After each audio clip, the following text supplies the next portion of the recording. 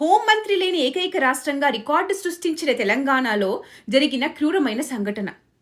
Ram friends, సినిమాలను చూసి సమాజం మారుతుందా? సమాజంలో నుండి సినిమాలు వస్తున్నాయా? హైదరాబాద్లో జరిగిన ఒక సంఘటనని చూస్తే నాకు ఈ రోజున ఈ ప్రశ్నే వచ్చింది.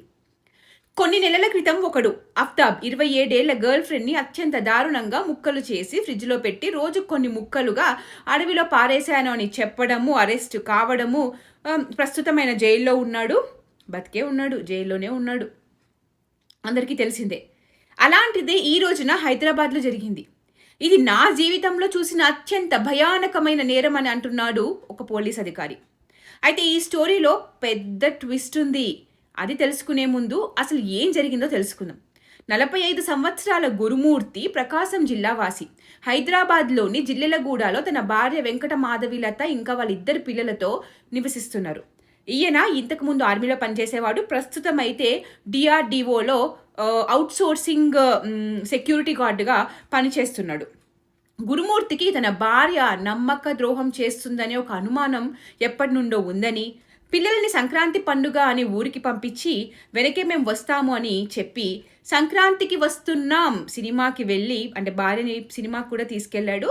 వెళ్ళి వచ్చాక భార్యాభర్తలకి గొడవ అయ్యింది. ఆవిడ ఇంట్లో నుండి కోపంగా వెళ్ళిపోయింది. గురుమూర్తి వెంటనే వాళ్ళ అత్తామామకి ఫోన్ చేసి ఇలా కోపంగా వెళ్ళిపోయింది, మీ దగ్గరికి ఏమైనా వచ్చిందా అని కంగారు పడిపోతున్నట్టు తెగ బాధపడిపోయాడు. 18వ తేదీన అతని భార్య కనిపించకుండా పోయిందని తన అత్తామామలతో కలిసి మీర్పేట్ పోలీస్ స్టేషన్కి వెళ్ళి ఆమె మిస్సింగ్ ఫిర్యాదు చేశాడు. పోలీసు దర్యాప్తు మొదలుపెట్టి వారి ఇంటి సమీపంలోని సీసీటీవీ ఫుటేజ్ని పరిశీలించగా మాధవిలత ఇంటి బయటకు వెళ్ళలేదని పోలీసులు గుర్తించారు. కానీ గురుమూర్తి మాత్రం పలుమార్లు బయటకి వెళ్ళి వస్తూ ఉన్నాడు. ఆయన చెప్పింది అబద్ధమని తేలడంతో అప్పుడే పోలీసులు గురుమూర్తిని స్టేషన్కు తీసుకొచ్చి విచారణ ప్రారంభించారు.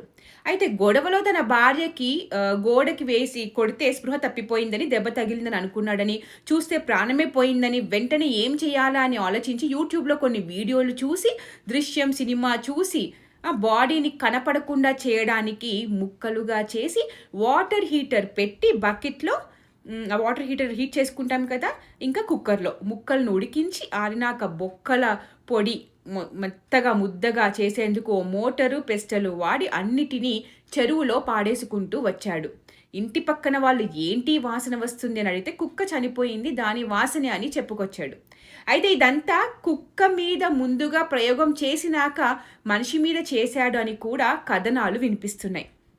ఇది జరిగింది అని గురుమూర్తి పోలీసులకు విచారణలో తెలిపాడు అనేది స్టోరీ.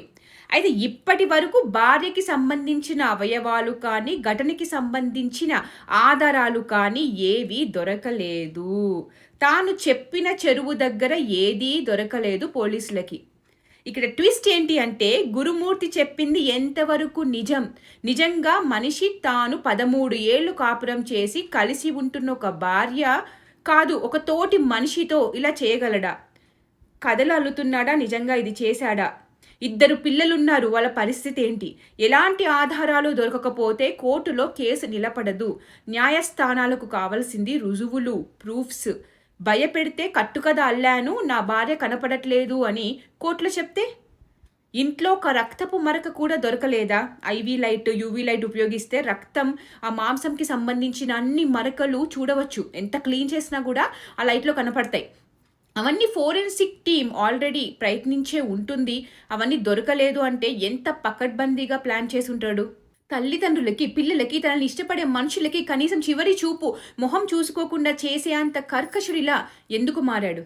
నేరం ఏదైనా, ఆమె ఎలాంటి తప్పు చేసినా ఒక మనిషిని ఇంత కిరాతకంగా ప్రాణం తీసే హక్కు ఎవరికీ ఉండదు. ఆయన ఎలాంటి మానసిక స్థితిలో ఉంటే ఇలాంటి ఒక దారుణం చేసి ఉంటాడు? వెంకట మాధవి ఎక్కడ, ఆమె బాడీ ఎక్కడ? ఇప్పటికీ మిస్సింగ్ కేసే. పథకం ప్రకారం చేసిన మర్డర్కి ఆధారాలు లభ్యమవుతాయా? క్రూరం మనిషిదే. ఈయన జంతువుతో కూడా పోల్చకూడదు, ఆపాదించకూడదు. ఎందుకంటే అవి ఆహారం కోసమే చంపి తింటాయి. కొన్నిసార్లు గడ్డిని మేసే జంతువులు, మాంసాన్ని తినే జంతువులు పక్కపక్కనే ఉన్నా మామూలుగానే ఉండిపోతాయి. మరి మనిషి మాత్రమే ఇంత క్రూరంగా రోజురోజుకి ఎందుకు మారిపోతున్నాడు? జరిగింది. దీనికి కారణం ఎవరు? మంచి మెసేజ్ ఇచ్చే మూవీ చేస్తే ఎవ్వడూ చూడడు. మంచి చెప్పే వీడియోస్కి వ్యూస్ ఉండవు, ఆదరణ ఉండదు. అదే బూతులు తిట్టే వీడియోస్కి, అబద్ధాలు మాత్రమే చెప్పే వీడియోస్కి, నగ్నంగా నాట్యాలు చేసే వీడియోస్కి వ్యూస్ లక్షల్లో ఉంటాయి. తప్పు సమాజందా, ఆలోచన విధానంలో ఉందా? సినిమాలో చిన్న పిల్లలు చెత్త కామెడీ బూతులు మాట్లాడితే ఆహా ఓహో అంటాం. మంచి వైపు మొగ్గు చూపని సమాజంలో ఇలాంటివి కాక ఏం జరుగుతాయి చెప్పండి? అయినా అంతటి ద్వేషం ఎందుకు? ఒక చిన్న అనుమానం కోసమా? భార్య అంటే ఎందుకు ఇంత ద్వేషం? ఎందుకు విడాకులిచ్చి విడిపోలేకపోయాడు? ఆ ఇద్దరు పిల్లలు ఈ ఘటన తర్వాత ఎలా సాధారణ జీవితం గడుపుతారు? ఒకరు ఇలా కామెంట్ చేశారు, పురుషులకి మహిళలకు ఒకే రకమైన చట్టాలు ఉండాలి. విడాకులు, అలిమోని, భరణం ఈ కేసులన్నీ ఎక్కువైపోయాయి కదా, ఇదంతా ఎందుకు అని చట్టాన్ని తన చేతిలోకి తీసుకొని పని చేశాడు. చట్టాలు మారకపోతే, పురుషులకి న్యాయం జరగకపోతే ఇలానే చేస్తారు.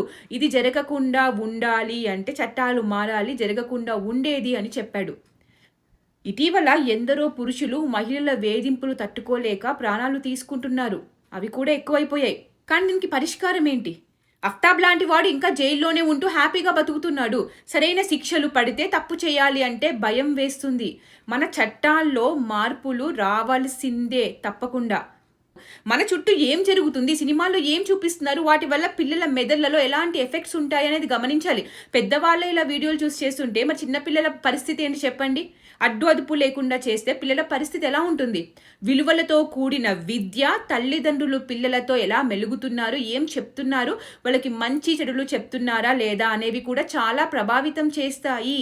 అండ్ పోలీసులు ఫోరెన్సిక్ సరైన ఆధారాలతో ఈ కర్కశుడికి శిక్షలు పడేలా చేయాలని కోరుకోవడం తప్ప ఏం చేయగలం? కానీ ఇలాంటివి మరిన్ని జరగకుండా, ఉండకుండా, మనం వినకుండా ఉండాలి అంటే తప్పకుండా మార్పు ఇంటి నుండి, సమాజం నుండి రావాలి. దీని గురించి మీ అభిప్రాయం ఏంటి? కామెంట్స్ రూపంలో తెలియచేయండి. జై భారత్, జై హింద్.